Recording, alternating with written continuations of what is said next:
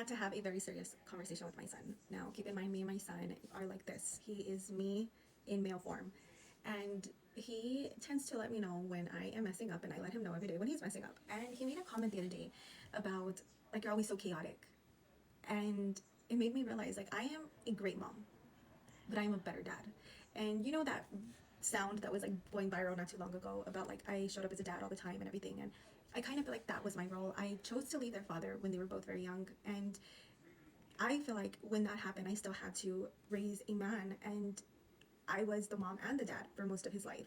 His dad was present, but he wasn't there all the time.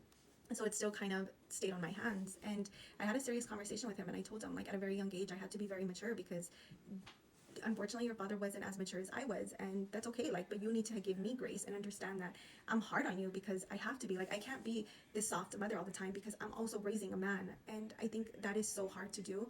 My husband, I remarried, he tries his best to do it, but he does it in a sense of like not overstepping, and I have to be the one. I think I'm terrified about the men that I am raising because it's so important in this world. Men are supposed to be leaders, and men are supposed to be caregivers and lovers, and I feel like sometimes a man can't teach a boy that because it's from a woman's perspective. I guess that makes, if that makes sense. I'm not too sure if I'm saying it right, but I had a very serious conversation with him, and it makes me like feel grown. Like, I'm 36 years old, and I'm having like a grown conversation with this kid, and he just looks at me, and I hope he comprehends that. And I tell him, like, I know other moms out there are soft and calm and loving, and I try to be all of that, but I also have to be hard, and I have to be difficult sometimes because life is that. Like, it's not easy.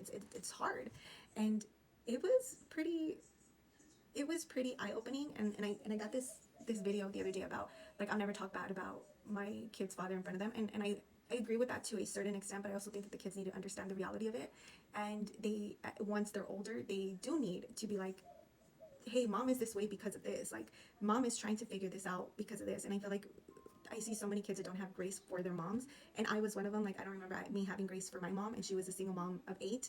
So I'm trying to teach my son that now.